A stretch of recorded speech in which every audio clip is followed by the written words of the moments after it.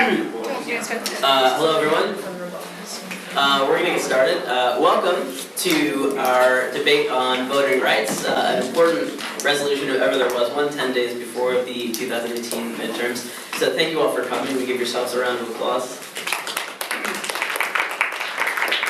The way this is going to work, if you have your smartphones with you, it would be really advantageous for you because that's how the voting is going to work. And since this is a forum on voting rights, it would be important for you to make sure that your voice is heard by voting. So if you could go to our website, which is sbs.arizona.edu, you just go to the website. Actually, there's a slide with a QR code too. There's also that. There we go. And I don't know how technology works, so I don't know what that is. Oh. But apparently, what do? If you just pull up your camera, and if you hold down onto it, it'll pull up the website. So there's also that. But if you don't want to understand how to do that, then just go to this this website here, sbs.arizona.edu/UA-debate-series.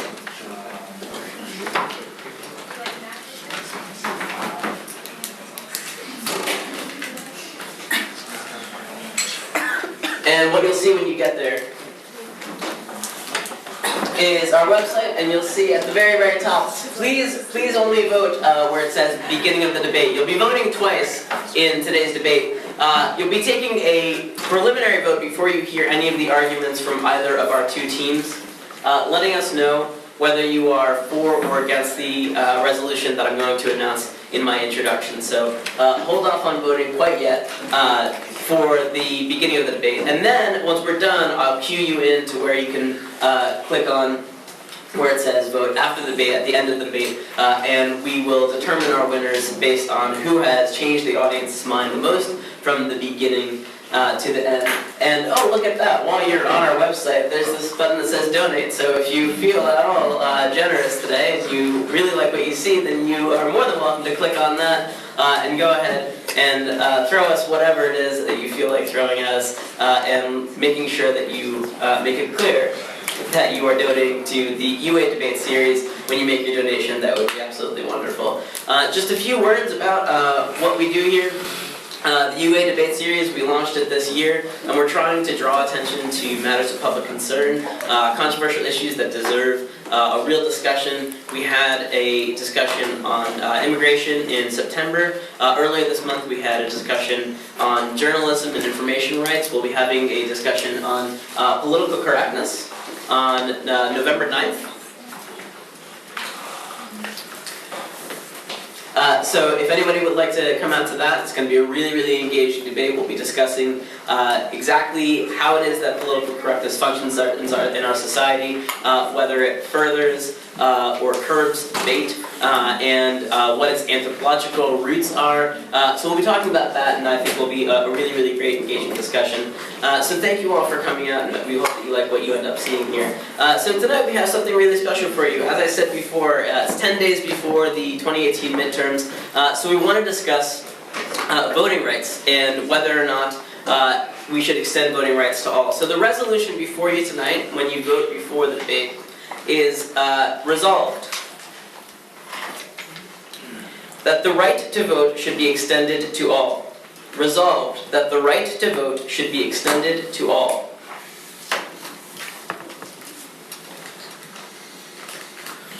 So please vote for or against that motion. I'm going to read a little introduction just in case you need a little more background information before you make your decision. And then I'll introduce our debaters and just the structure of the whole entire night tonight. So, 10 days before the 2018 midterm elections, the issue of where to vote and for whom is at the forefront of the minds of most Americans. But hidden within the collective concern about our own ballots lurks another concern: the question of who does and who should have the right to vote in the first place. Participants in this debate tend to agree that free and fair elections are the utmost priority, but the crowds tend to get polarized when we consider exactly how that goal is best accomplished. Advocates for stringent voter ID laws suggest that our voting system is sacred and render meaningless unless we take careful precautions to ensure that voting, to ensure that those voting are who they say they are, and further, that certain members of our society, such as convicted felons, give up their right to participate in democracy through no one's fault but their own. Critics of voter ID laws, however, suggest that such laws tend more often to erroneously bar eligible voters from the polls than they are to ensure the sanctity of the process. And some arguments have gone so far as to suggest that voter ID laws were created with exactly the intent of keeping certain voter blocks from participating. So, who was right? Are American elections at their most functional when we guard our system from ineligible voters? Or does American democracy function at its purest only when all Americans contribute to it? Should we extend voting rights to all? So if you have not voted yet, and you needed my introduction to inform yourself, then go ahead and vote right now. The way that the whole entire format's going to work tonight, we're going to hear opening remarks from our debaters here. There'll be 3 minutes each, so they'll be pretty quick. So if you need to take notes to find out who you're going to vote for, I would strongly encourage it. We'll be hearing from 4 people from the affirmative side, 3 from the negative side. The neg is going to have, Caitlin's going to be speaking twice to even things out. After we have our opening round, we'll have a cross-examination where our speakers are going to be able to address each other and answer some of my questions. We'll also open it up to audience Q&A, so anybody who has a question from the audience, feel free to ask during that section. And then we're going to have a very, very quick summary from one person from each side, after which you guys can vote again, and then we'll be able to declare our winner. Does anybody have any questions about what we're doing tonight? Great, well then, without further ado, opening up our debate with University of Arizona and Santa Clara University, opening up the debate on the affirmative side of the resolution that we should extend voting rights to all, we have Vincent Jasso.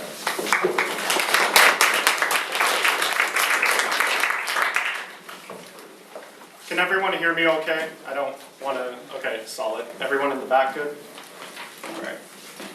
Let's pull up the timer real quick.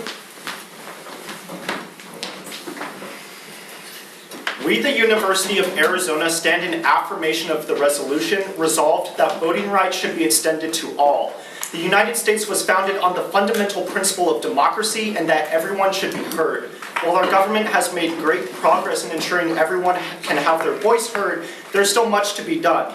The Voting Rights Act was critical in ensuring that there would no longer be discriminatory policies against voters of all backgrounds, although in recent years there has been an increase in voter suppression. The New York Times reported last week that in Georgia there is suspected voter suppression as Georgia Secretary of State Brian Kemp sought more than 50,000 voter registrations of disproportionately black voters. Issues are furthered in which the Leadership Conference for Civil Rights found that out of 381 counties, 165 of them have reduced voting locations recently.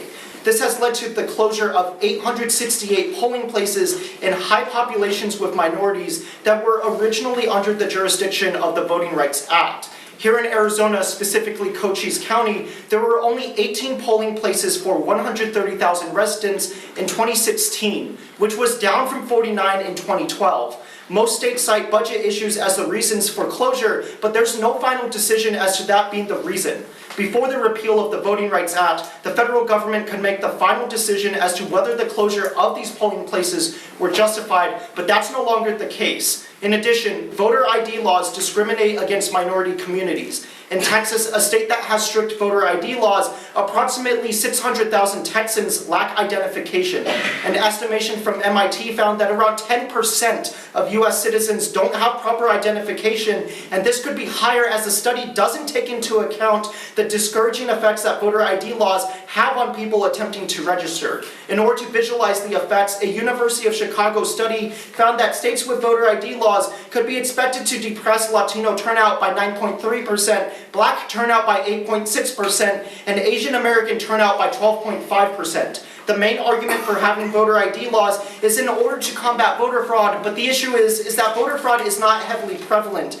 A study by the Heritage Foundation found that since 1982, there have only been 450 cases of voter fraud and other election law violations. The Election Law Journal concluded that there was no evidence of widespread impersonation fraud in the 2012 election.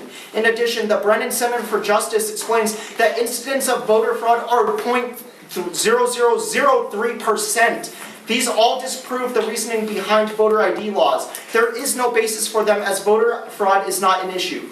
We, the affirmative, want everyone in the U.S. to have the right to vote because it allows for everyone's voice to be heard. We recognize that voter ID laws limit people's ability to vote, and as a result, we cannot have a true democracy. For all of these reasons, please affirm.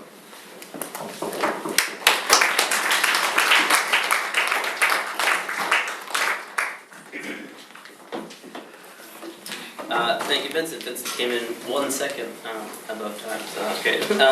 And opening up the debate for Santa Clara University on the negative side of the resolution that we should extend voting rights to all, we have Caitlin Paul.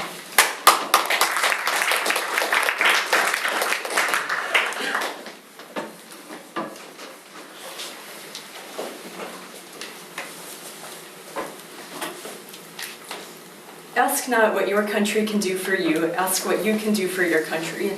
Because we agree with John F. Kennedy, we negate the resolution resolved, the right to vote should be extended to all.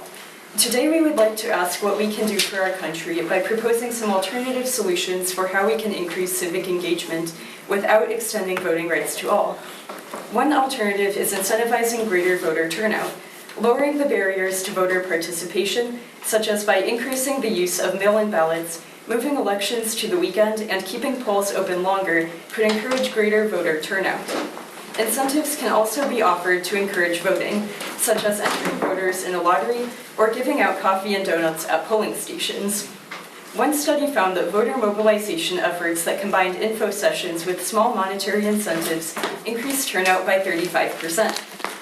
A second alternative is to sidestep the problem of low voter turnout by instituting sortition, the random selection of citizens to serve in government. Sortition works similarly to jury selection.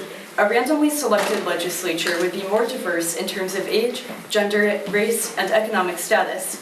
In short, more representative of the population as a whole. A government that better reflects the makeup of a society is more likely to make decisions that reflect the will of the people. We are not saying these solutions are perfect, nor are they the only ways to increase voter participation and civic engagement. However, before extending voting rights across the board, we need to consider the costs and benefits of these alternative solutions. Our opponents brought up an important point about voter suppression, which we agree is definitely a problem. However, suppression happens now despite the right to vote being in place. Voter ID laws happen even though the right to vote has been extended to all, so we don't believe that extending the right will necessarily solve this problem. Instead, we should do things like solve the root of the problem by making it easier for people to get IDs or to lower the barriers to voting, such as moving elections to the weekend as we suggested. This would allow the problem of voter fraud, which though it may be small, can still be a significant problem, to be solved, but at the same time, we would not actually be preventing, we would be solving the root of the problem rather than extending a right without necessarily needing to do so. Because we agree that voting is both a right and a responsibility, we think it's important to look to not only whether this right is in place, but also whether it's possible for people to exercise it in an effective way. And since we believe the issue right now is more the ability to exercise it effectively and the incentive to participate in that right, rather than the lack of a right in all, we negate the resolution.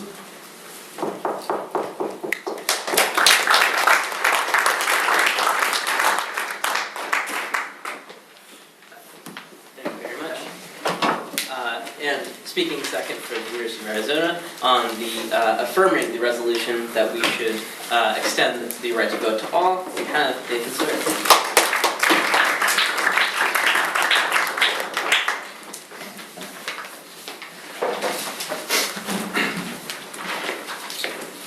This country was founded on democracy. the right to vote is instilled in our Constitution's Bill of Rights because of this. Voting gives hope and power into the hands of the hopeless. The ironic part of this is that our founding fathers were slave owners. The people who created this system failed to uphold democracy, and because of this, the Constitution they created has been exploited by those in power. In 1901, Alabama passed a constitution that stripped voting rights away from any person who committed a crime involving immorality. The purpose of this disenfranchisement, the president of the convention explained, was to establish white supremacy in the state. Alabama labeled those offenses more frequently committed by blacks as crimes involving immorality, in order to purge minorities from voter rolls. Now 15% of the black population in Alabama has had their right to vote stripped from them. The justice system in the United States is discriminatory. According to the Human Rights Watch, minorities are not any more likely to sell or use drugs than Caucasians, yet they are incarcerated at a much higher rate for those crimes. Though African Americans and Hispanics make up approximately 32% of the United States population, they comprise 56% of people incarcerated. A study conducted by the Justice Department has explored racial bias in the criminal justice system and criminal justice outcomes, including police practices, arrest rates, convictions, and sentence lengths. Through this study, the public was able to learn that African Americans are searched 3 times as often as Caucasians during routine traffic stops. The affirmation stands in agreement that no one should be able to limit a person's ability to have a voice in the democratic process. The status quo of the United States is to strip away the right to vote away from convicted felons. As a society, it is imperative that we ask, why does this government determine which citizens should be able to participate in our democracy? When the powerful determine who holds those in power accountable, accountability is rendered moot. Our justice system is inherently racist, and many of the people directly governed by this system know that. How are they expected to change the system if we don't allow them? The only way we can fix our mistakes is to open the right to vote to all. That is why you should vote for the affirmation in this resolution. Thank you.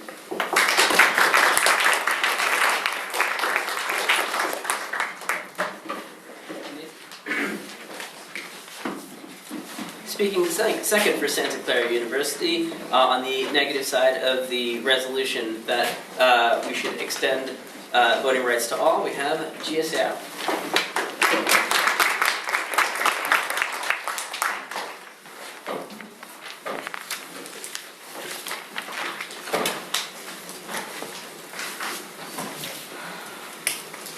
Everybody ready? My time starts now. This country was founded on democracy, but giving everyone the right to vote does not guarantee that everyone will vote. And the only way for the government to get people to vote is to force them to vote. The affirmative case seems nice, fair, and good for democracy in theory. However, they have no practical real-world impacts for what would happen if everyone were given the right to vote or even forced to vote, which is what I'll be speaking about right now. I'd like to add on to our case a second argument, which is that government coercion is net detrimental, and requiring everyone to vote would ultimately discourage people from civic participation now and in the future for several reasons. The first is that government coercion is inherently immoral. From a moral standpoint, voting is an important decision that each individual has the right to voluntarily decide to do for themselves. The outcome of this is greatly dependent on each individual's unique situation and circumstances, which are known only to the individuals themselves. And constructing a moral system through voting is only possible when each individual is capable of self-direction, free from coercion and interference from outside forces. Secondly, compulsory voting would infringe on individuals' rights. There is a myth that if the government does not solve social problems such as healthcare and education, these social problems will never be solved. However, individuals are entitled to healthcare and education because they are inalienable rights, especially the right to vote. Extending voting rights to everyone essentially gives the government an excuse to expand its own power, all while hiding behind the facade of providing more rights to individuals. This also leads to a slippery slope and ultimately oppression. Once the government has acquired the legal authority to expand its own powers, it sets a precedent for even further expansion of power and therefore makes it virtually impossible to reestablish limits on what it can do. According to Professor Machan at Auburn University in 2002, we have seen time and time again that most temporary powers assumed by the government remain part of its permanent repertoire. So when we let the government to use force to improve society by giving everyone the right to vote, the right to vote is no longer a right, but a given. And for all these reasons, I strongly urge a negative vote.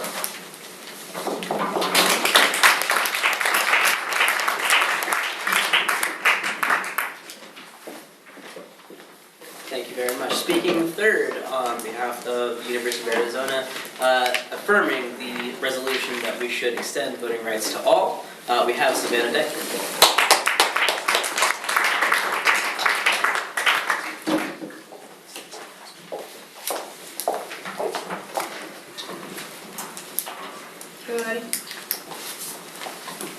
People should not be afraid of their governments. Governments should be afraid of their people. However, as I stand in front of you today, I am afraid, which shouldn't be the case. This motion has little to do with the details of who we give these voting rights to, but rather how allowing the government to dictate that definition allows political parties to perpetuate their own corrupt nature. The voting system and its structures, such as the Electoral College, are fundamentally complicit in the suppression of minority rights and rooted in white supremacy. For my first point, I have a question I want to pose to all of you. When is a person a citizen? Green card holders and people going through the process of citizenship have to wait years, sometimes their entire life, to become naturalized. During this time, they can participate in all facets of being a citizen, like living here, working here, and paying taxes, aside from the ones that allow them to affect change in the system that commodifies them. The process to obtain citizenship is so difficult on purpose to keep these people from exercising a right they should have. This group of people is being continuously restricted in ways that go beyond the arduous citizenship process. As of right now, the Trump administration has actively assembled a task force to go about denaturalizing citizens, which we haven't seen since the McCarthy period.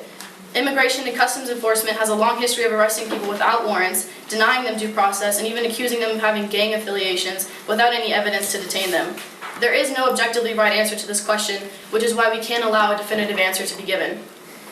Secondly, laws concerning citizenship and disenfranchised people won't change if the only people allowed to take part in the democratic process are not a part of the groups being marginalized. To become a U.S. citizen, you must have had a green card for 5 years, have to read, write, and speak basic English, take a naturalization test, be 18 years old at the time of filing, and after all of these eligibility requirements, you still need to go through a 10-step naturalization process whereby you fill out several forms, go to a biometrics appointment, and complete an in-person interview. And at no point during this entire process is it guaranteed that you can become a citizen. You can go through this entire process and still be denied and pushed into deportation proceedings. In 2017, there were 27.4 million foreign-born persons in the U.S. labor force, comprising 17.1% of the total. And Hispanic people make up 48% of the labor force. These people comprise a huge portion of our society and contribute to it massively, but despite their civic engagement, they are withheld from participating in the democratic process. In a new poll conducted by the Public Religion Research Institute, they uncovered evidence of deep structural barriers to the ballot for Black and Latino voters, specifically in the 2016 election. Hispanic people experienced these barriers, such as being told they lacked proper identification to vote, incorrectly told they were not listed on voter rolls at twice the rate of their white counterparts. This study indicates that voter suppression is commonplace. You need to vote for the affirmative because not doing so is allowing the powerful to stay in power uncontested and to abuse the people beneath them in order to stay there. Thank you.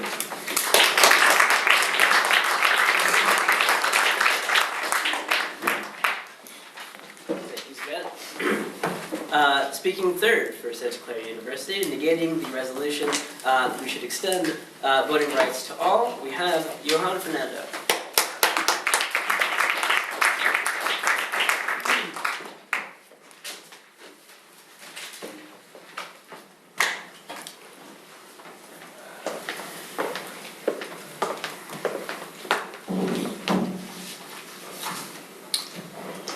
Everybody good? Right, starting the timer. Giving voting rights to all, although a proposal which sounds good, does not solve any issues or create any benefits for American citizens. Expanding voting rights has no impact if there is no significant increase in the number of votes being cast. Voter turnout was only 60.2% last presidential election, 37% last midterm election, and even lower for many local elections. Issues with voter turnout arise from fundamental issues with the election system itself. such as gerrymandering, with disenfranchised voters representing a much smaller problem.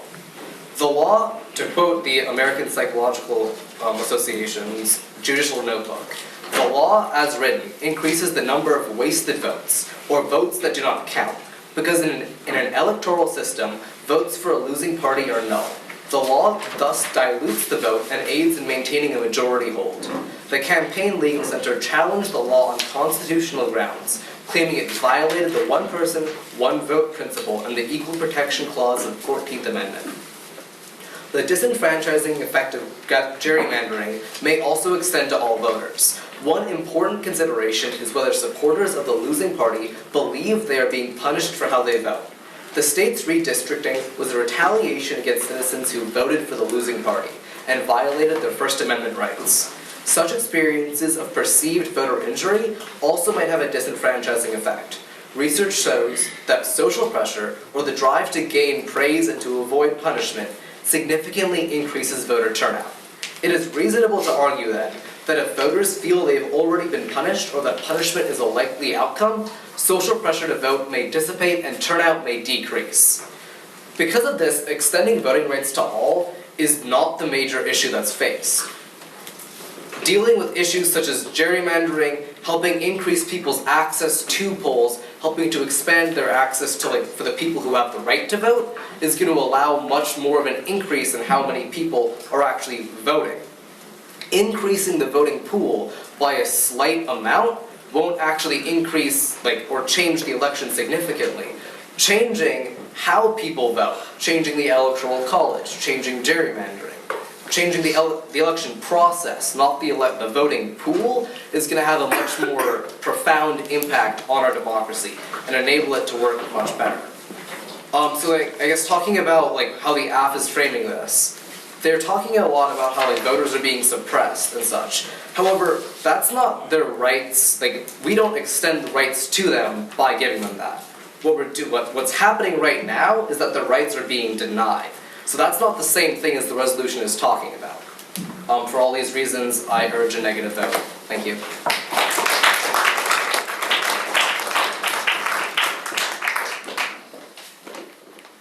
Thank you. And summing up the opening arguments for University of Arizona affirming the resolution that we should extend voting rights to all, we have Sam Sheeder.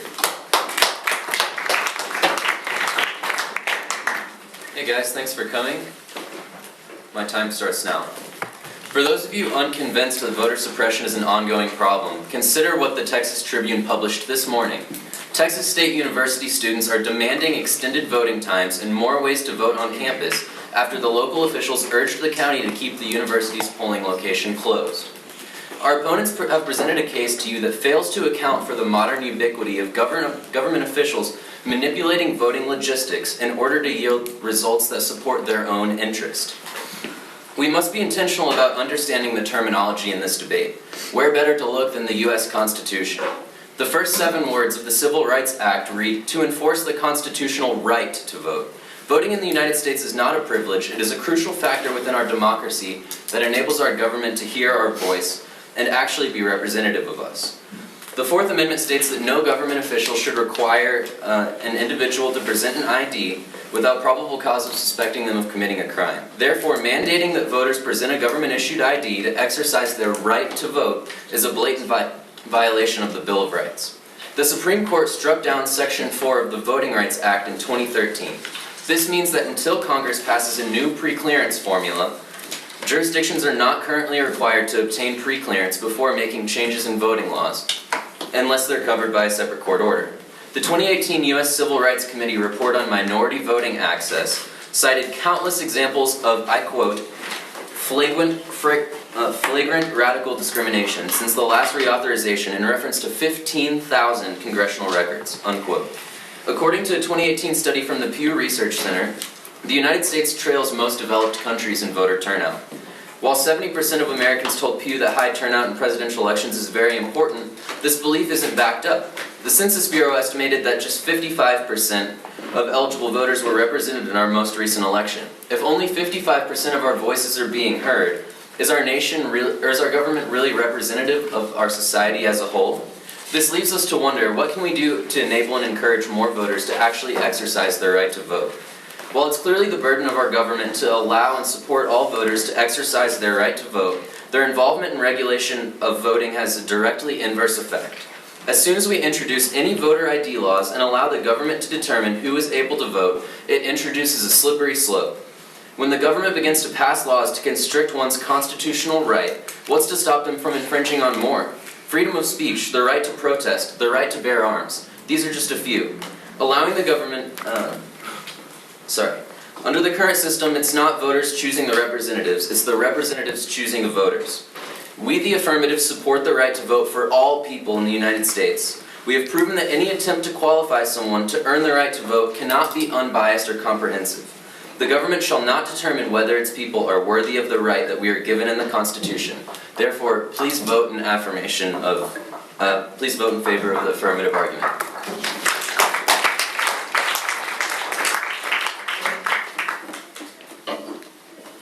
And summing up the opening statements for Santa Clara University indicating the resolution that we should extend voting rights to all, we have again Caitlin Colton.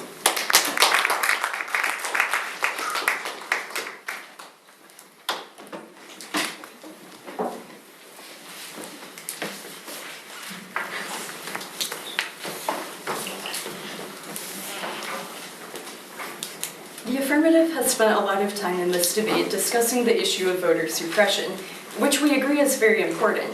However, our stance is that extending voting rights will not actually solve voter suppression.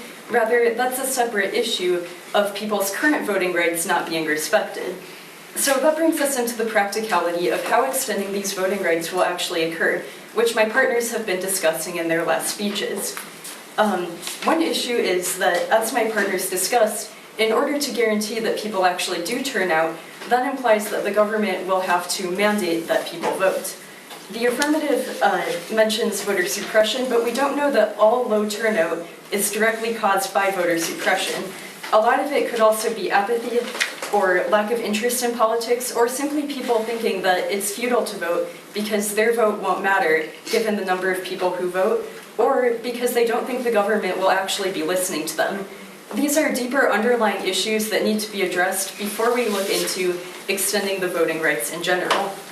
In fact, another problem is, though, that if we were to mandate that people vote, this can actually lead to distorted results. So more people voting, more people being forced to vote that aren't interested won't necessarily solve the problem. Instead, we need engaged voters.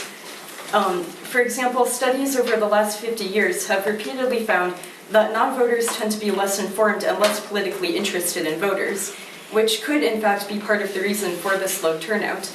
And uninformed voters are more likely to be influenced by arbitrary factors like family or friends. Another problem with this is that when more uninformed voters vote, it can actually distort the election results. As professors of economics Jackie and Sun explain, the probability of electing the favored candidate among interested voters decreases as more disinterested voters turn out.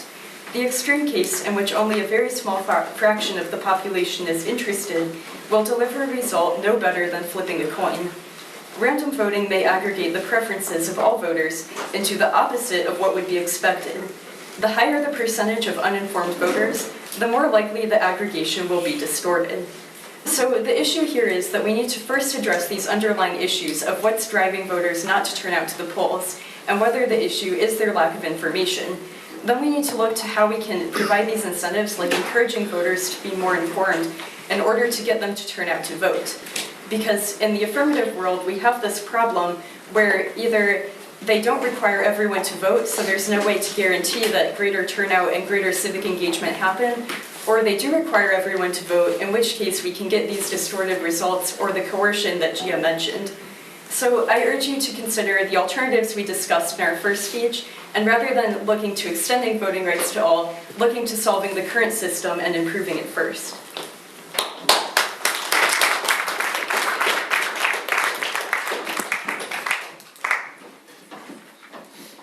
Thank you very much, Sylvia.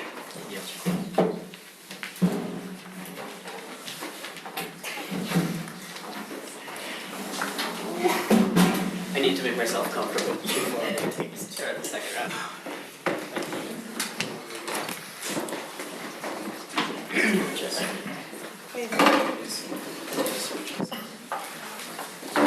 Thank you very much. Okay, so let's start our second round, and I want to make sure that we're clear and that both sides are talking or speaking the same language and having the same conversation. So let's for about 20 minutes. We'll stop at 5 o'clock. Have some crosstalk. So as Caitlin said in her sort of summation of both Santa Clara's side and also the interpretation of U of A's side, the suggestion, I think, is that voter engagement is the more important issue that you guys are proposing, and you guys are suggesting that voter engagement is second to actually extending the right to vote to everybody. So can you guys respond to Caitlin's summation, and you guys can just kind of go back and forth a little bit? Yeah. So I don't necessarily think voter engagement is necessarily a major issue, primarily because of the fact when we look at the 2012 election, we saw that 84% of registered voters actually went and casted their vote. Plus, if you go on Twitter, Instagram, YouTube, whatever social platform or anywhere on the internet or television, your chances are you're going to see some sort of like political ad, whether it's advocating for someone's political campaign or an issue. And in addition to that, what we've seen in recent months, especially with elections coming up in a couple weeks, we've seen grassroots campaigns start up in which, in states like Pennsylvania, for example, we've seen there's a 20% increase in registered voters, and about half of those were from like millennial like age groups. So, you guys are Yeah, I would start by saying I think that's great to hear that the voter engagement is increasing, but we still have a long way to go. And I would ask in response to the 80% statistic, what about the people who maybe chose not to register, who maybe didn't feel engaged to register? How can we sort of reach those voters and get them to participate? I feel as though that's your counterplan to provide. How are you going to ethically incentivize people? Your counterplan was to incentivize people to get out and go vote. How is that not a means for political parties to influence people, one way or another? Right, so Caitlin, you began your argument by saying that you were going to offer us alternative solutions to increase civic engagement. You gave some examples like mail-in ballots, which disenfranchise people who are homeless or live on a Native American reservation that don't have a fixed address. You also suggested weekend voting or bribing our society with donuts and entering them in a lottery. I would just say practically that's probably not going to give the turnout that you're looking for. And I would say that it's your burden to tell us how you're going to achieve more civic engagement, as you're basing this entire debate off of that. And you guys are free to have two in a row because they had two in a row. So go ahead. So I definitely think if we have to provide the explanation for how we're gonna define if we're gonna give out our exact counterplan and something like that, right? Then I'm not sure if that's exactly fair, because you guys discussed giving access to people who are on green cards and stuff, without giving any details for how long somebody has to be a resident here to vote there. So I don't know, I feel like that's... We're saying that's the problem. We're saying it shouldn't be anyone's ability to be able to set that precedent for who and who isn't a citizen. We're saying that's the problem. So a tourist can vote? What is the who gets to vote then? What is the definition? Well, I think, is there any way that we can objectively and fairly make that determination? Can our government decide on a case-by-case, individual basis? Say, for example, someone's on vacation or they've been here for 20 years on a green card. How can you discern that? And if you look historically, any attempt to qualify someone to be able to exercise their right to vote in the United States is inherently biased, and the government uses it to yield the results that they want in elections. In response to what you just said, I'd like to bring up the fact that I feel like some of the people in the group of marginalized people that you were talking about who are unable to vote because their rights are being suppressed. This group of marginalized people includes undocumented immigrants, and getting undocumented immigrants the right to vote actually poses a danger to their status and their status of safety in the United States because they're going to be at a much higher risk of them being like outed or exposed as undocumented immigrants and being deported. And like I like to add on to, while we're on the topic of voter engagement, it's the type of voter engagement and the quality of voter engagement that matters much more than the quantity of voter engagement itself, because you can extend voting rights to everyone in the country, including people on vacation and tourists and undocumented immigrants and people in jail and children and everybody, but the type of voter engagement that's going to be coming out of that is actually detrimental to society, because the results of the election, if so implemented, as my partner Caitlin stated, would be vastly distorted, because the people who are actually who are civically engaging with the system voluntarily would be providing more accurate results for what they want to see out of government. That's why we are proponents of having no voter ID laws, which is something that you guys, as a negative, are trying to enforce. As for your point about undocumented workers and illegal immigrants, if you don't have any voter ID laws, they don't have to divulge any information to the government, and therefore it wouldn't subject them to having to be looked into under ICE and have their naturalization records reopened. So how would voter ID laws, And prevent that? you're saying that we need more educated voters. How do you assess that? What's an educated voter? Well, to go back to the incentives we talked about earlier, to give a little more of a specific example there, one of the studies we found was that a way that they increased voter participation was by having these information sessions where they told the participants about candidates' positions and their views and tried to get them to vote. And they combined that with a small incentive, but in the end it ended up increasing participation by 35%. So we're envisioning systems like that where maybe we would be combining voter education with small incentives in order to get people out there voting.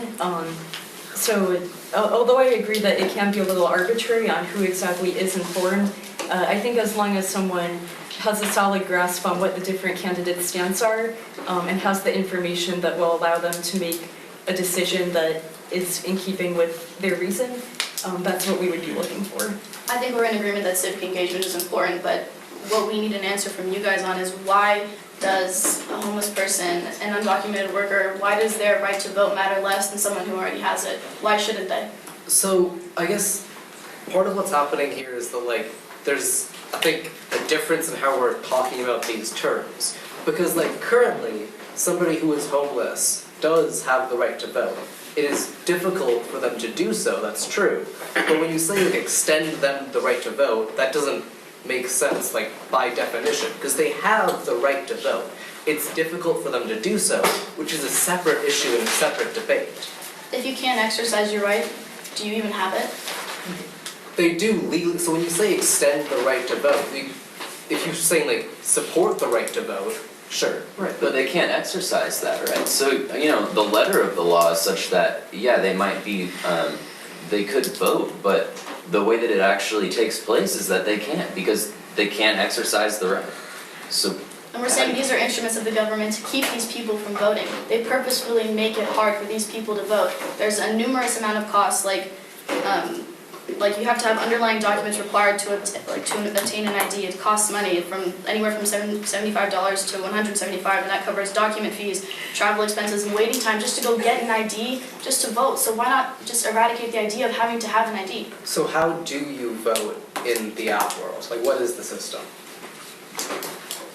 So in order to vote in our world, basically whether it would depend on the state system. A lot of states have mail-in ballots, or you go into a poll to vote. And so essentially how it was done years ago, before even voting ID laws were enacted, you would show up at these polling places and just cast your vote, let them know what your name was. So how does that help homeless people who have issues with transportation getting to polling places?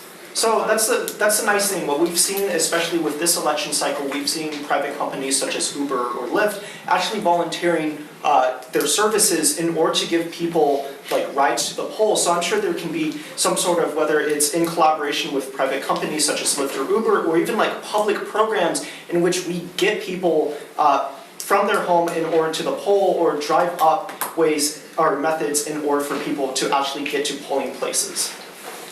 I think we would agree with that. That's something that we might put under our idea of incentives, but I think to kind of highlight the differences in our two stances, what the affirmative is talking about is more of removing legal barriers to voting, like removing voter ID laws, and what we're talking about is sort of adding ways for voters to be engaged, or adding or decreasing sort of the structural barriers, like making polls open on different times versus you're specifically speaking more to the legal structure, which I think is really the key difference here. So if I can, because I appreciate Caitlin that you're highlighting the differences, because I think that'll help our audience make their votes. So can I ask the neg, can you guys let me know why the emphasis is on engagement rather than the difficulties to getting to the polls? So, like the statistics I brought up in my speech about how people are less likely to vote because like they feel disengaged, like that's a much higher percentage of the population that's affected by things like gerrymandering and stuff than like the less than 3% that are actually like disenfranchised and have lost their right to vote. So I think it just affects a bigger part of the population, and it's a much bigger issue to like actually improving our democracy. So like solving that just has a bigger impact for our society than extending the right to vote to all.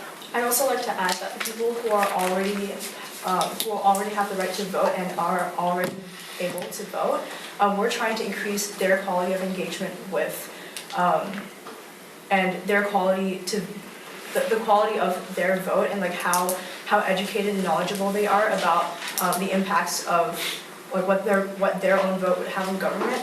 And to add on to what my partner just stated, the percentage of people who are unable to vote because of like difficulties getting to the polls, or lack of citizenship, or problems with voter ID, problems like being able to obtain their voter ID is much smaller compared to the people who are already able to vote, and we're trying to address that first and solve that problem before the problem I just mentioned.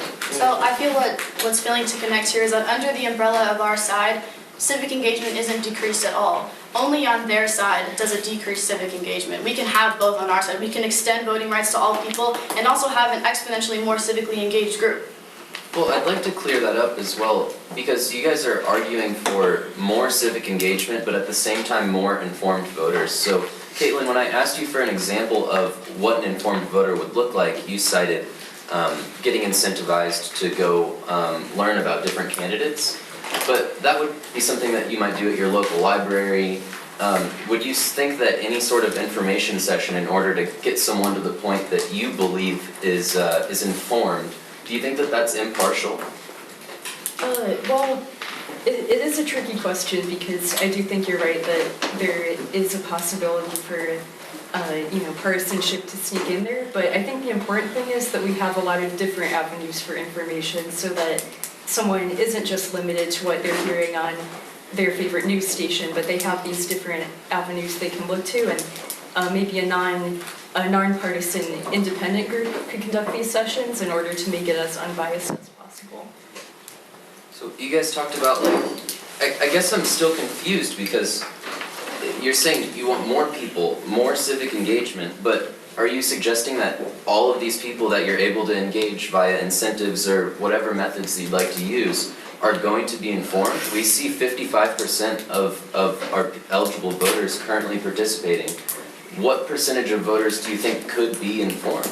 Like, what is the likelihood when you say that they're apathetic and you say that they feel like their voice isn't actually having an impact? You're going to educate everyone? So, like, it's definitely still an imperfect system, but like there will be uneducated people who do not educate themselves that are going to vote. Like, that's 100% a real issue. However, in like the AF world, somebody who's literally here on vacation, like happened to be here on election day, they can vote. And like in a society where like we just came out of an election where like Russia tried to interfere with our elections blatantly, allowing anybody in the world who happens to be in the United States presents a big issue like for national security and like our country as a whole.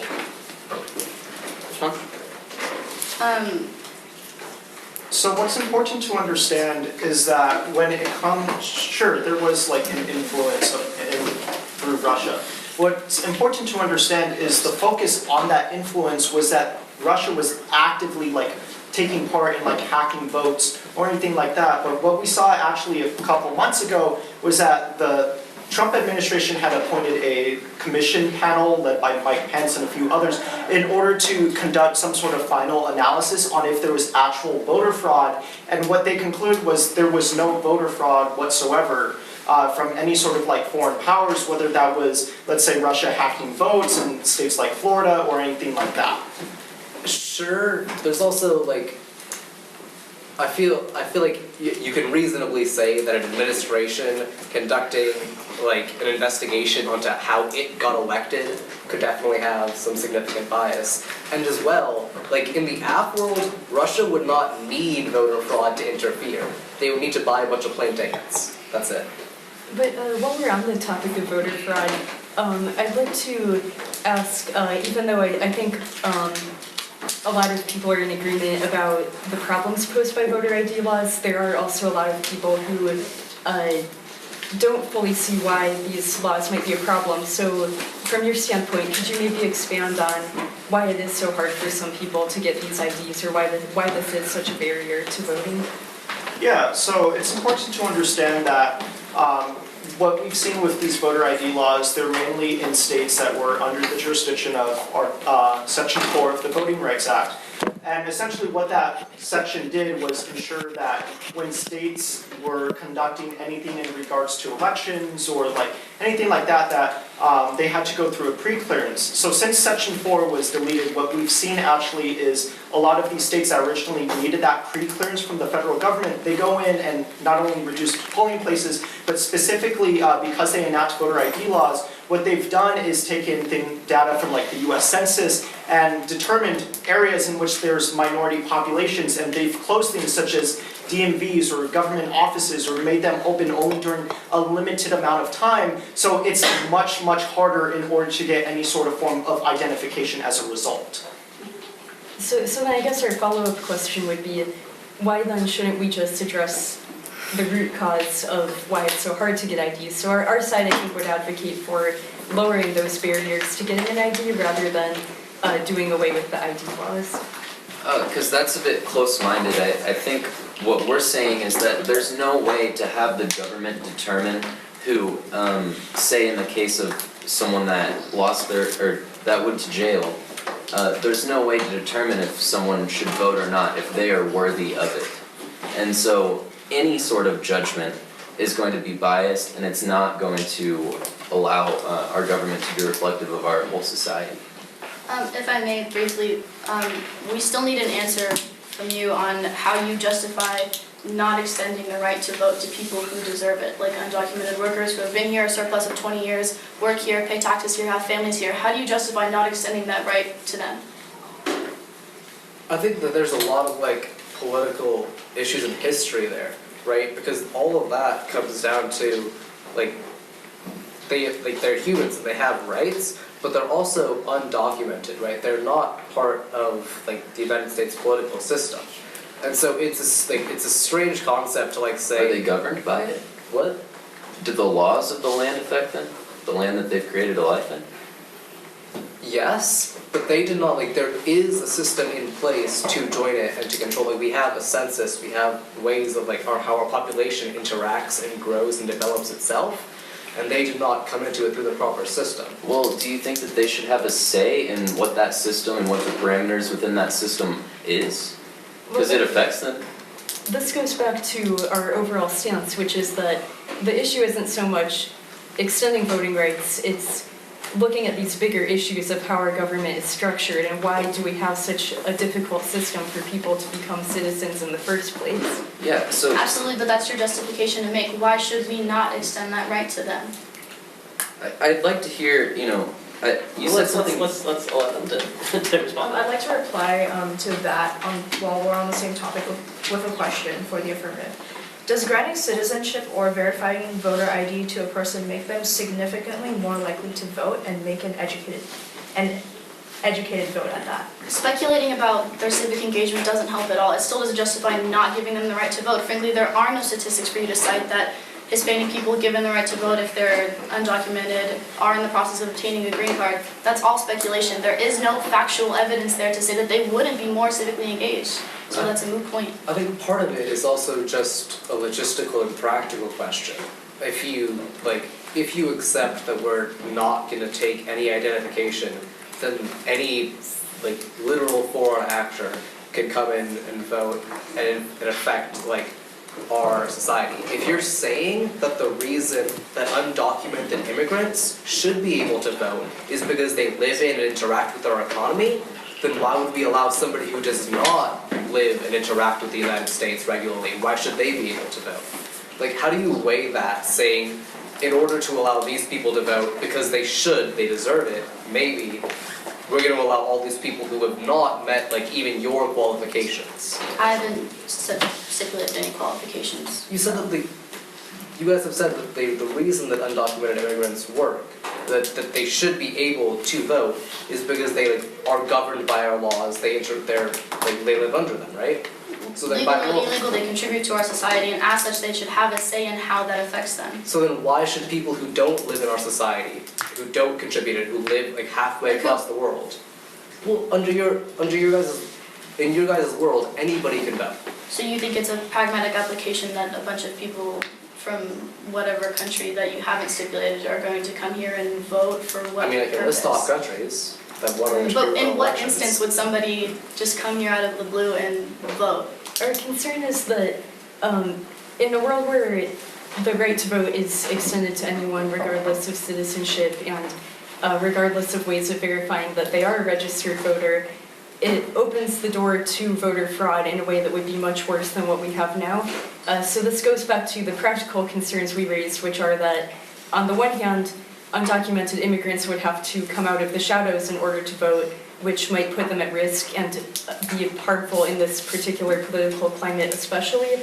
But on the other hand, since we can't verify exactly who's voting in the absence of any sort of laws that they're talking about, it does open the door to foreign actors or other people who are not involved in the US system potentially voting. So that's why we think that even though our citizenship process is flawed, the solution isn't to allow non-citizens to vote, it's to try and look at how we can make that process of immigration better. So I'll let you respond to him, but just before he does, after Sam talks, I'll open it up to audience questions, so have them ready for you whenever we're done. So under our current system, there's so much bias and there's so many people who need to vote who can't, that the net bad of the chance of someone flying here from Russia, as the example you were making, and participating in our election, is much less than under our plan, where we remove the restrictions and take away the government's ability to prevent and disenfranchise a slew of people groups that happen today that are unable to exercise their right. And further, they're really just blowing up the idea that voter fraud is a huge problem. We've already stipulated that's 0.003%. That we didn't even have voter ID laws until the 50s in the Jim Crow era, which was used as a tool to suppress black people and prevent them from having a say. Before that, it was never an issue. We didn't have voter ID required at the polls, and there wasn't fraud. I think, part of it is that they're giving the example of there's no fraud under the current system where there are all these laws and regulations, and saying that trend is going to continue when there aren't any, which I think is a faulty assumption, because a lot of the reason that people don't do it, right, is because there are all these barriers to doing it.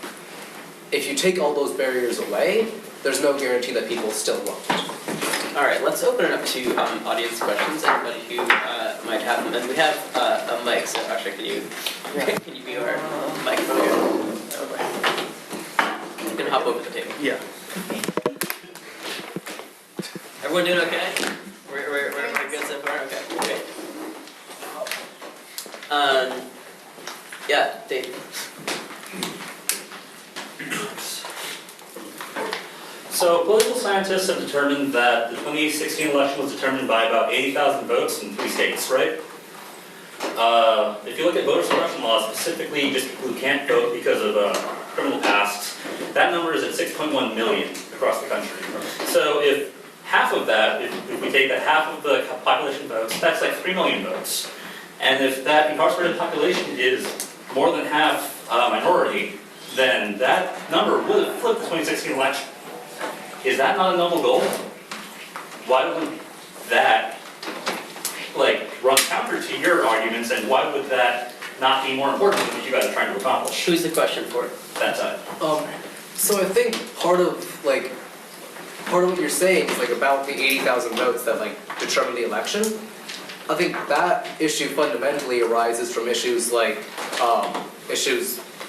the Electoral College, right? So I think the better fix would be to allow everybody's vote, regardless of whether they're a Republican living in a blue state or a Democrat living in a red state.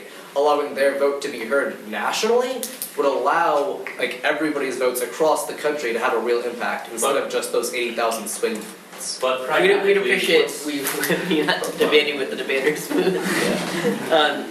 you guys want to I feel respond? like we can offer a response to Yeah, that. please. Pretty much they're insinuating that a person who already has the right to vote is more important than a person who has been incarcerated before. So there still needs to be justification for why an incarcerated group of people who are subject to a system of mass incarceration that specifically targets Black people, Hispanic people, to take away their right to vote. So that's all a systematic problem, and they haven't given justification for why an incarcerated person matters less. Just a quick fact clarification, our research has found that in 2 states, incarcerated people, even if you're a felon, are allowed to vote. And in most states, all the rest actually, there are ways that felons are able to restore their voting rights. That's actually in 13 states. Our research found, so I think the 13 state where's it from? statistic was National Conference of State Legislatures. The 13 states one was felons lose voting rights only while incarcerated and then they're restored. 21 states, they lose voting rights during incarceration, probation, and parole, and then they're restored. And then in 13 states, voting rights are indefinitely lost for felons, but can be reinstated under certain conditions. So it's not an issue of everyone that's incarcerated not having the right to vote. It could be that it's difficult for them to vote while in prison. I do agree with that. But again, this goes back to extending the right to vote not being an issue, because the only people who currently don't have the right to vote in prison are felons in certain circumstances. To be fair, that's a ruse. They want you to operate under the assumption that right when someone gets out of prison, they have their right to vote immediately reinstated, when in actuality it's like a 5 to 7 year process where they have to go underneath an interview with a person who can ask them any limit of questions about their criminal records, their history, their sexual previous whatever. So that's a really hard process in and of itself. So. That's not what our research indicates, but I would be interested in comparing the sources. Of course. Mine is specifically from Florida and other East Coast states. Okay, it could be that there's differences among states. I haven't heard that before, but that is worth considering. Let's get another question from the audience. Who else has a question? You in the back. My question is for the negative team. You said you wanted more civic engagement, voter ID laws and voter roll purges are turning away exactly people who are civically engaged. These are people who want to participate in elections. So why would we not embrace ensuring these already engaged people have their right to vote protected? I think this returns to what we were talking about earlier. Defending people's rights to vote, that already have the right to vote, is a fundamentally different issue than extending it to people who don't have it currently. So because we entirely agree and want people who are civically engaged and have the right to vote, we completely agree that they should, and that there are measures that should be taken to protect their rights that they have engaged with. But that's different than what the app is proposing in letting literally every human on the planet vote. So I think it's important to understand one key difference between the affirmative and negative. Probability. What's the probability that, let's say, Russia, China, or some other foreign country is going to send thousands upon thousands of people into the United States in order to vote for a day? I believe that would be noticed by every single government agency on the planet this mass migration of people in order to try voting. That's the important thing to understand in today's debate, is that the affirmative is simply offering to increase access to people in order to make sure that they have their right to vote, that there's no barriers whatsoever, where the negative is trying to come up with this worst case scenario that our elections are going to have thousands of people that don't even belong to the US in order to vote for just a day. We're trying to make sure everyone in the US has the ability to vote without any sort of restrictions. Our concern is that even though the scenario of millions of people flooding the US is probably a little far-fetched, our concern is that even if it's only a few people who aren't even governed by the United States voting, that still undermines our democracy. So, for example, even though Russia's interference in our last election might not have been enough to change the tide of it or something, it's still a concern because it shows that a foreign power is trying to interfere. So I think the bigger issue we're looking to is the integrity of the democratic process. I mean, if you weigh that ethically, the theoretical idea of what they're proposing still doesn't outweigh the idea that there's millions of people being disenfranchised by the government by not having the right to vote. We disagree. Okay, that's great. Other questions? Yes. So, Can you run over that? no, it's fine, I don't need the mic. Alright, great. Yeah. How are you guys saying, so you guys Sorry, don't want... who is this for? Oh, this is for them. Great, thank So you. you guys don't want, I have two questions. First part is, you guys don't want like any barriers at all to vote? Like, can I just walk in and vote and leave? So like, I don't have to show any ID? Yeah, that's how it was before 1950 when South Carolina had enacted the first form of like voter ID laws. All right, second question. What's stopping me from voting 10, 20, or 30 times then? So I'm glad you actually asked that question because there's a lot of government like programs and like different like measures in which they have in place, like for example right now, in order to ensure that people don't actually double vote. There's only 21 states that actually have voter ID laws, and a lot of the states that don't have voter ID laws, these tend to be your bigger populous states like New York or like California. So we don't see double voting occurring in these states because there's already systems in place right now that can detect if someone casted a vote twice. Yes, Ron? So those systems still require like your name, or like they rely on people voting by mail and stuff like that, right? If you're literally able to walk in anywhere, like the situation you're proposing, those systems in place no longer work. How do they not work? How? Because the system in place right now, like in Washington, we vote by mail, so they check by like verifying my signature. In your world, I can't, like, there is no signature on my vote, so they can't check that. I think another important thing to grasp is the reality of all this. When you go to a polling station, you wait in line from 6 to 7 hours, maybe shorter than that, maybe longer. What is the probability that someone's going to vote once, wait another couple of hours, vote again? Like, you just have to be pragmatic about all of this. This is extremely theoretical. And the overall good of preventing the government from continuing to stop people here from exercising their right to vote is better than the case that you're bringing up right now of that chance. Under our side of the resolution, it's going to be better and build a better democracy overall than what's currently in place. Our concern is that in the past, in some corrupt situations like Tammany Hall in New York, we did see the whole vote early, vote often mentality. And if enough people are in on wanting a particular party to win, it's not too difficult to imagine ways that they might find to defraud the system. Let's take a couple more questions before we move on to our closing statements. Yes, Yusuf? So you say you don't want any barriers. Sorry, it's for the people the before. You say yeah. you don't want any barriers, but age itself is a barrier. So would you still keep that, or would you start letting 5- and 6-year-olds vote for president? And then secondly, I want to speak more into, because you're extending it to everybody.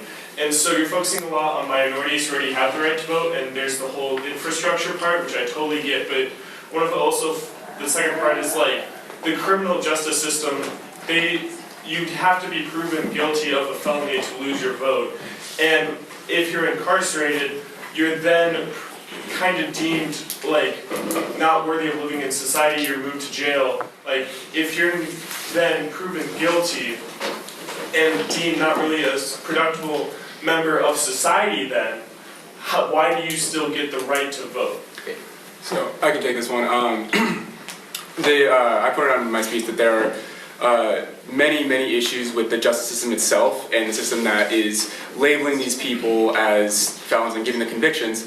It was created by people with racial biases in order to keep certain groups oppressed. And a lot of those issues are still being exploited, and there's still tons of issues with people unfairly or unjustly being thrown through the legal system. And how do you qualify, depending on the crime, is there a way to determine if one person does have the temperament to vote, whereas another person might not? Ultimately, our position is that there's not, and any attempt to do that is going to prevent us from having a true democracy. As for the question you posed about children, Well, let's have them respond to the. Oh, sure. So as far as felonies, I think we might go back to what we said earlier about how the scope of this issue of who can and can't vote isn't quite as broad as it's been made out to be. But furthermore, although there are a lot of problems with our criminal justice system, it goes back again to us thinking that we need to solve the root of those problems rather than simply extending voting rights to a group that, although it could include people who may have been unjustly convicted, also could include people who have done terrible things and broken the laws of our society. And so maybe the best thing in that case is to exclude them from voting for a little bit until they've been reinstated and reintegrated into society.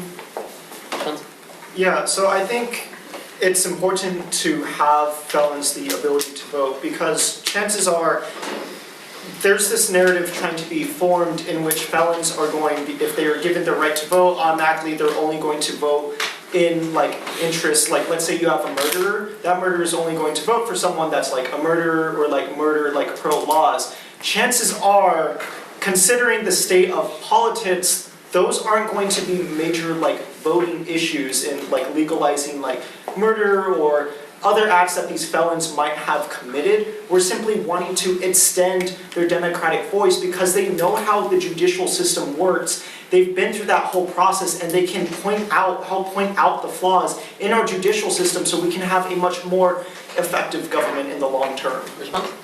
We would say that although it is important to have everyone's voice heard, voting isn't the only way to do that. So we would encourage people who might, while they're incarcerated, to maybe look for ways to get involved in grassroots movements that do encourage criminal justice reform, but that doesn't necessarily have to include voting. They also forgot the age. Yeah. Yeah, so if you can feel free to answer it. We sort of, both teams had kind of agreed beforehand to sort of take the children voting question off the table because it feels a little hypothetical. Okay, I completely appreciate it. Yeah, I mean, you guys are free to respond to it if you want, but I think that we sort of had agreed to maybe. I can briefly, but what we're just saying is that it's not realistic. We don't think there's going to be a bunch of 7- and 8-year-olds skipping school to go to the voting polls and do that. So it's just not very realistic. But even if it were, if there was a 12-year-old who was gung-ho about being politically engaged, is that not the generation that you want to encourage to be politically engaged? So we can take one more question, I think, before we move to closing statements. Actually, do you have a question? Yeah, I do have. Oh, great. Okay. So this is for the con. So what I'm wondering is, what are the problems with the pro side of wanting to enact this voter reform and then enacting what you guys are saying? What are the problems with then enacting their reform, then enacting what you guys are saying? Okay, sure. So basically the main difference between what we're enacting and what they're enacting is that they're basically giving everyone the right to vote, which is problematic because giving everybody the right to vote doesn't necessarily mean that everyone will go out and vote. And even if educating voters is part of their plan, that doesn't necessarily mean that, I mean, it just doesn't. it doesn't guarantee that people are actually going to go out and vote and therefore increase civic engagement, which we're actually solving for, which is part of one of our alternative solutions about incentivizing greater voter turnout. And if you want to add on that. Yeah, stepping out of the world of this debate for a second, that probably is a realistic and reasonable thing to do, but for the purposes of kind of highlighting the differences between those who would say extend more voting rights versus those who would say not, for the purposes of the debate, it's the reasons that we've been giving. Response?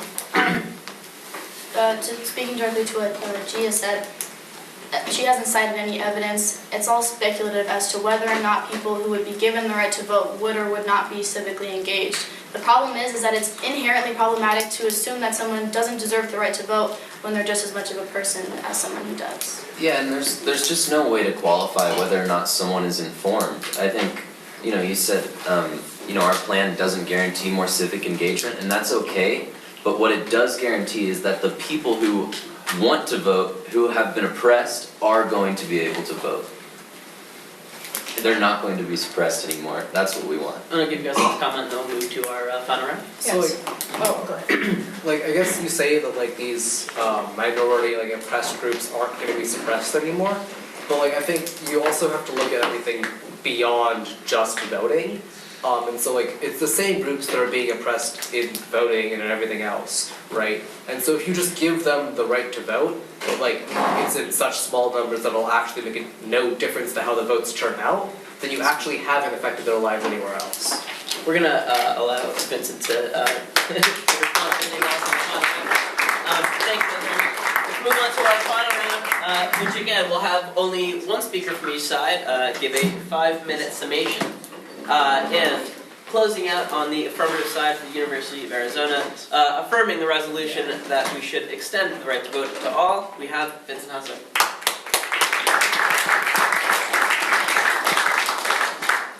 Before I begin, I just want to thank all of you for coming out. Great debate, everyone. It has been, I think, very informative in order to have this kind of public discourse, especially happening here at the University of Arizona, in which we are in a time in which voting matters a lot, especially with midterms in 2 weeks. So.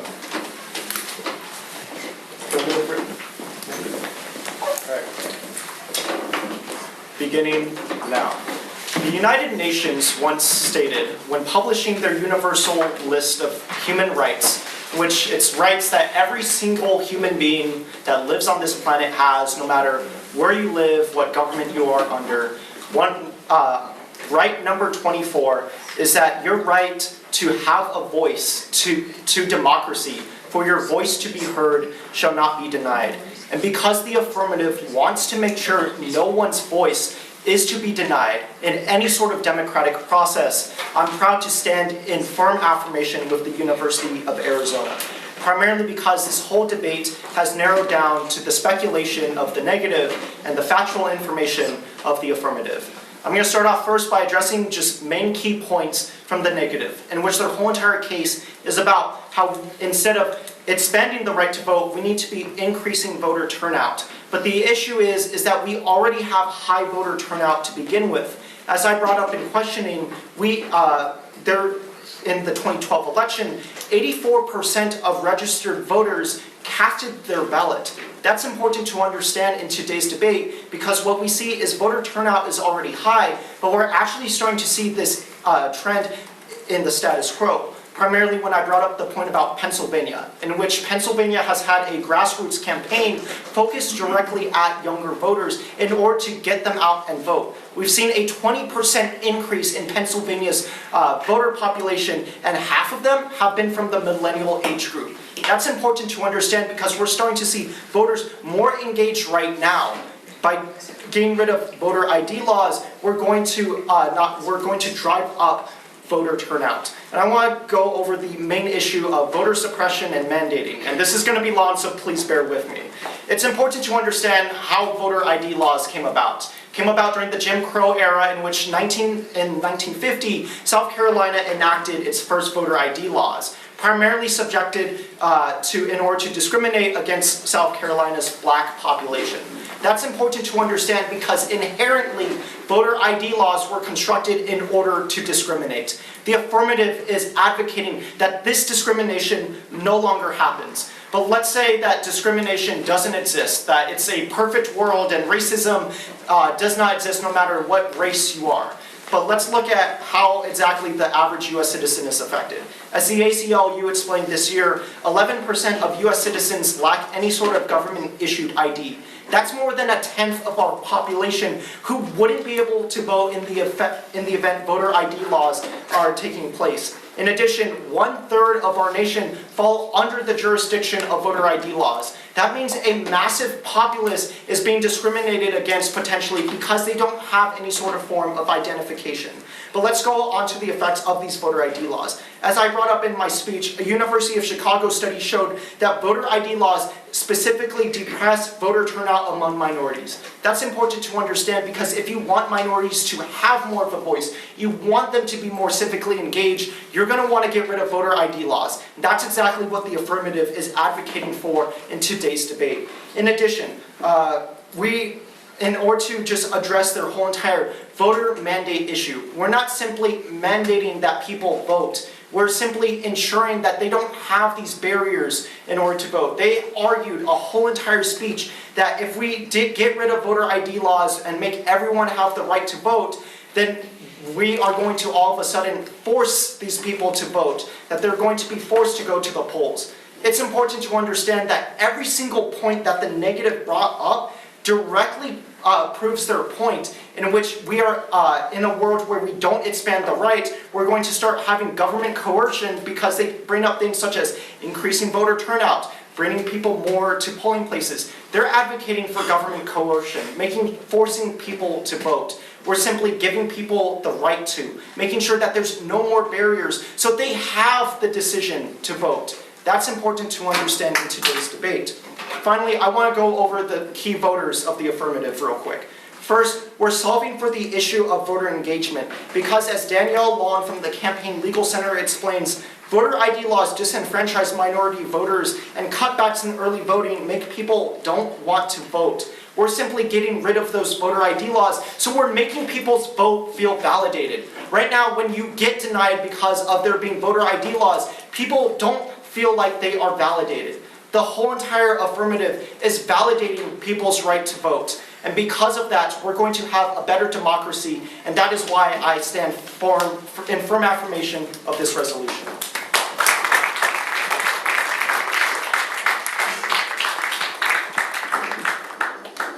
Thank you very much. And closing out both the Clara side and the entire debate, giving a summation in the negation of the resolution that we should extend voting rights to all, we have Jasso. I'm actually not going to. Oh, sorry. We have Johan Fernando.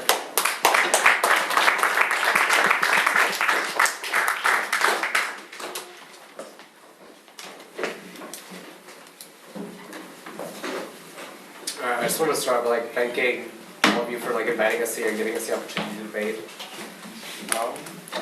Everybody ready? Okay, so I just want to start off by talking more about what extending the right to vote versus suppression actually means. Because we've kind of gone back and forth this whole time about arguing what it actually entails. So we would argue that extending the right to vote is inherently different than defending it. So if somebody has the right to vote, but there are laws in place such as unfair voter ID laws that are attacking them, then repealing those laws or setting up ways to protect them from unfair laws, that's not extending the right to a population that doesn't have it, or that's certainly not extending the right to people who live all across the world or who are not even citizens of the United States. So you can get the benefits of stopping voter ID laws, stopping minority groups who don't have government-issued ID. You can get those benefits on the negative side without turning to the affirmative. They bring up the statistic again of 84% of registered voters actually submit a ballot. That's not the same thing as 84% of eligible adults. That's just 84% of the people who already wanted to vote. So there's there's so many adults who never even registered to vote because they didn't feel like their vote was valuable because of things like the Electoral College, which I'm going to be moving on to next. What's going to actually help make our democracy more like foundationally pure, more effective, and a better system of government is representing the people well through a system that actually like responds and listens to them. Even if you have everybody voting under an electoral college, you still come up with the issue that like was brought up in an audience question about how like only people who live in certain areas, only a certain population actually matters. So we can solve for those like root problems and the fundamental problems of our democracy through like dealing with those issues, not necessarily giving everybody who wants to go to a poll, giving them the right to vote. Solving those two things are not related at all.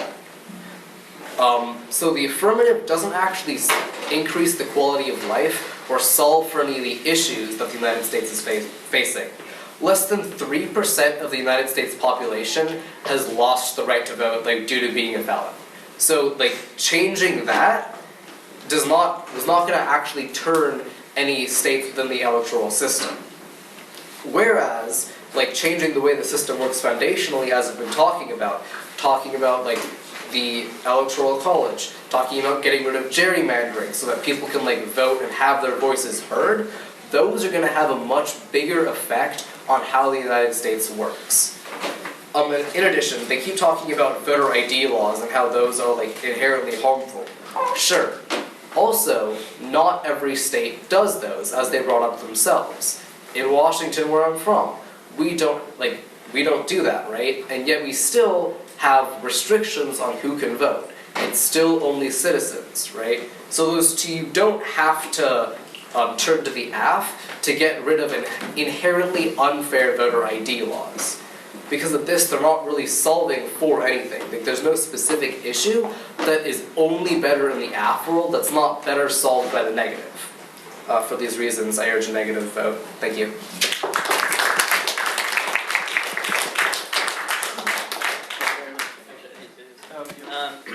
Thank you. So you can, and thank you to both sides. Thank you for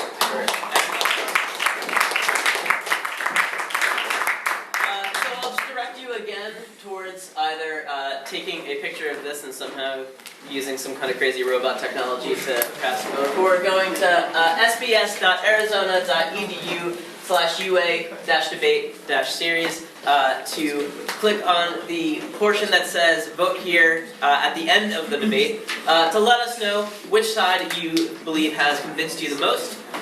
On that note, if you came in a little bit late and missed the pre-vote, please do not vote for this post-vote. Yeah, that would be great if we want to keep it nice and even. While you're doing that, I just want to say a couple things. First of all, this is the first time that UA Debate Series has invited another university to come and debate with us, and they were gracious enough to come, and this was an absolutely excellent, really, really, really great conversation. It was civil. It, I think, really, really raised the issue and really was exemplary of really excellent discourse. So,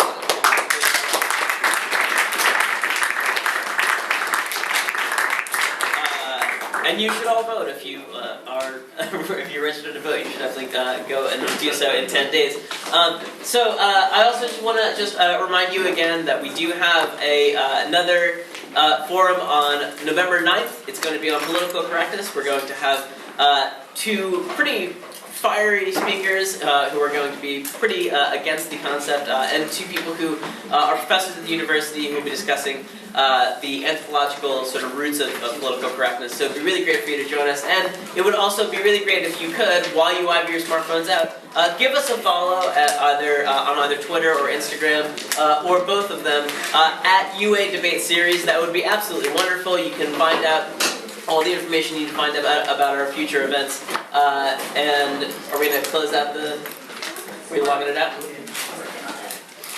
Okay. We good? Yeah.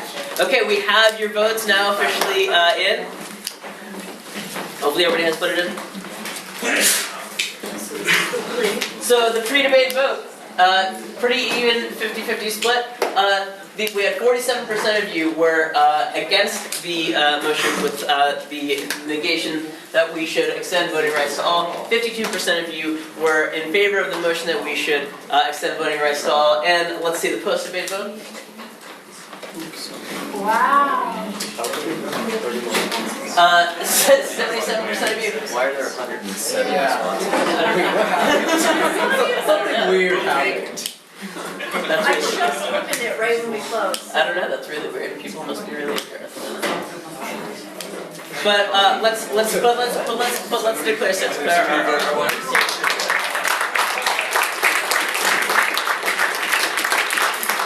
Thank you all very, very much for coming. And again, please give us a follow on Twitter or on Instagram at UA Debate Series. And if you want to come and talk to our debaters, you're more than welcome to come and argue with them if you get a chance to get your question.